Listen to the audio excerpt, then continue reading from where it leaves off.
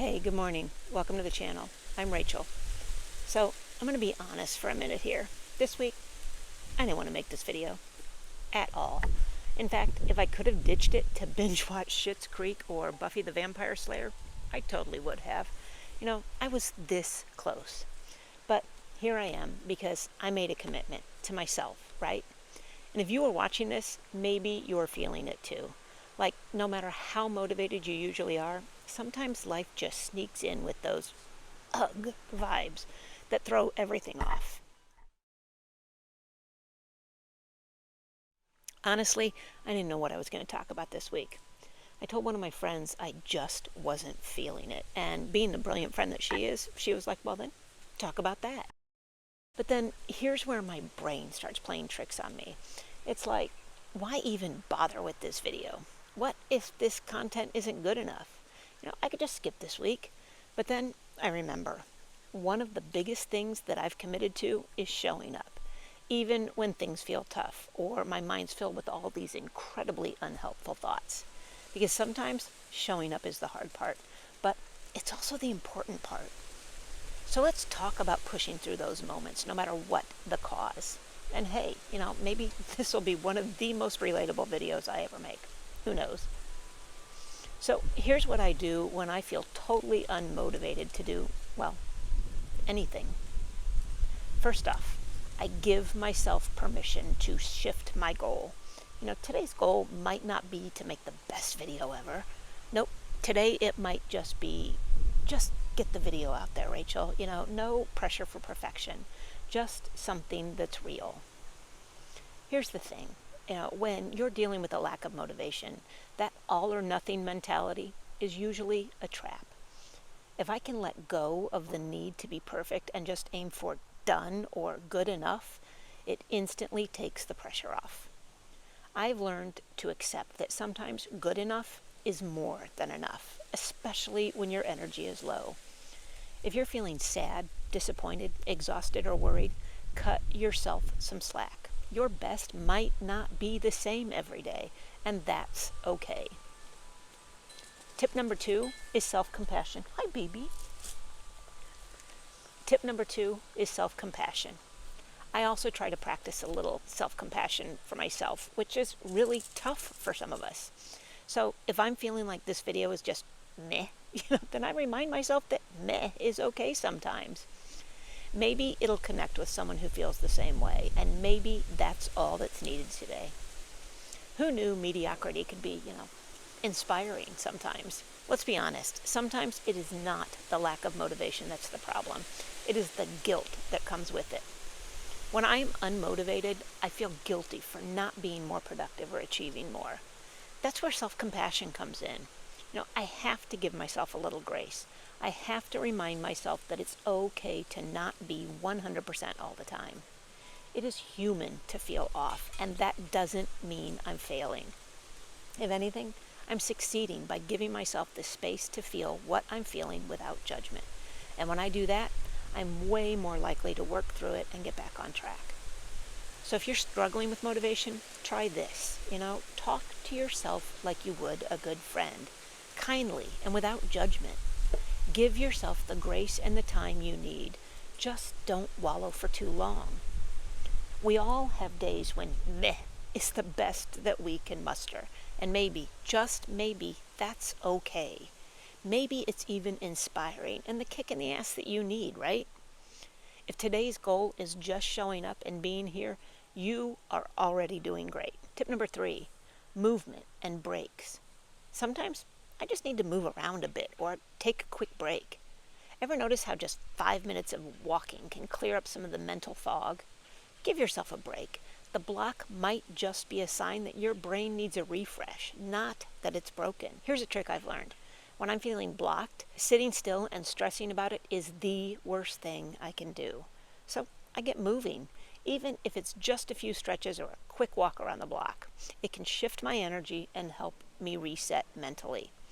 And if you're feeling overwhelmed by worries or sadness, frustrations, lack of sleep, whatever, movement helps release that pent-up emotional energy. It doesn't have to be a workout. Just a little physical activity can break the cycle of negative thinking and clear your head. Plus, There's something about moving that reminds me that I am in control of something, which can calm my anxiety. And here's the thing. Sometimes just giving myself a little time to collect myself is exactly what I need to get going again. When I take a few minutes or a few days to pause, breathe, or even step away from what's stressing me out, it's like resetting my motivation. It gives my mind a chance to catch up and settle down. And what I found is that once I allow myself that time, even if it's just a few minutes, I'll so often feel that spark to come back and try again even harder. Motivation doesn't always arrive on command, but if I give myself space and compassion, it has a way of showing up when I'm ready. Tip number 4, manage your thoughts with breathing. If you're feeling overwhelmed with negative thoughts, one of the best things that I have learned to do is focus on my breath. Breathing sounds so simple, but it's incredible how well it works.